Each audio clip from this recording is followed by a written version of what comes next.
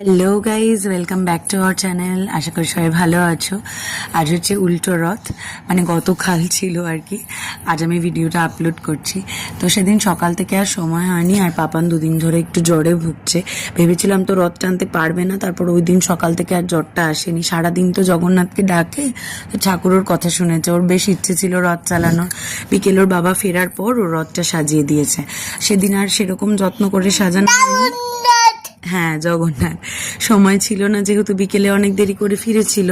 তো তারপরে দুটো মালা এনেছিল, মালা মিষ্টি দিয়ে সাজিয়ে গুছিয়ে ওর বাবাই পুজো করে দিয়েছিল।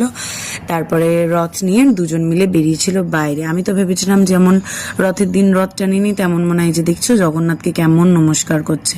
ওনার ঠাকুরকে খুব ভালোবাসে, সারাদিন জগন্নাথকে নিয়েই থাকে একরকম। তো যাই হোক, এদিকে ওর বাবা পুজো সারছিল আর ও এই করছিল। আমি ভেবেছিলাম রথের দিন যে দেখে যে আজকে উল্টো রথের দিনও রথ সেভাবে টানবে না। যে বৃষ্টি গেছে এই 7-10 দিন ধরে যাচ্ছে আর কি। আমাদের বাড়ির সামনের রাস্তায় কম বেশি কাদা, একটু মানে গলি থেকে বেরিয়ে একটু এগিয়ে গেলে ফাঁকা রাস্তা পাবে, সেখানে রথ টানতে পারবে। বাবুরও প্রচণ্ড জ্বর, মানে দাদাভাইয়ের বাবাইয়ের দাদাভাইয়েরও জ্বর, যে কারণে দাদাভাই রথ টানতে যেতে পারেনি, নিজের রথ নিয়েও বেরোতে পারেনি, ভাইয়ের সাথেও বেরোতে পারেনি। এই যে পাপান টুকটুক পায়ে রথ টানছে।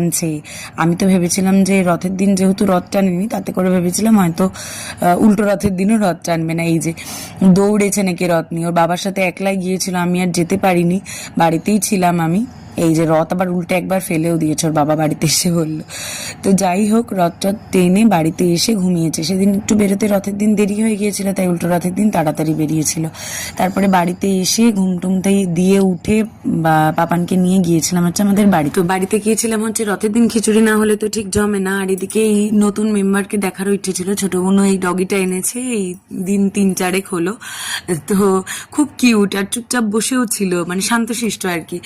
আর খিচুড়ি তো বললাম না হলে হয় না, তো দিদি রান্না করেছিল খিচুড়ি, মামনি করেছিল হচ্ছে তরকারি, সেজদিদি করেছিল আলুর দম, তাছাড়াও চাটনি পায়েস হয়েছিল। সবাই মিলে একসাথে খাওয়া দাওয়া হয়েছে সেদিন আমার মামা বাড়িতে। তারপর বাড়িতে এসে তো পাপানের শুরু হয়ে গেল রথ নিয়ে টানাটানি, আর ওর বাবা খিচুড়ি টিচুড়ি খেয়ে এসে এখন খাচ্ছে রাতের বেলা কাঁঠাল। এই একটা মানুষ, মানে আম কাঁঠাল এত ভালোবাসে। আসবার সময় আনারস আর আম কিনে এনেছিলাম। তো চলো আজকের মতো টাটা।